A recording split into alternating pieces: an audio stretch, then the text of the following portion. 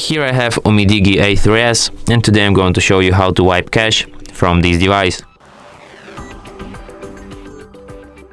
So first of all, you have to turn your device off, and after it turns off completely, you have to hold down combination of keys, power key and volume up at the same time for a few seconds like this.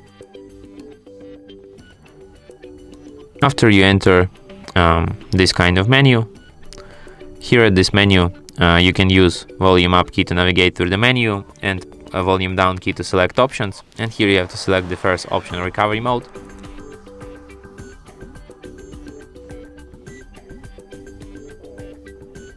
Then after you enter recovery mode, here you can use volume keys to navigate through the menu and power key to select options, and you have to select the 6th option, wipe cache partition. Then confirm it by selecting yes. After a few seconds the message cache wipe complete appears here, and after that you can select the first option, reboot system now, to restart your device, and it will be restarted as usual.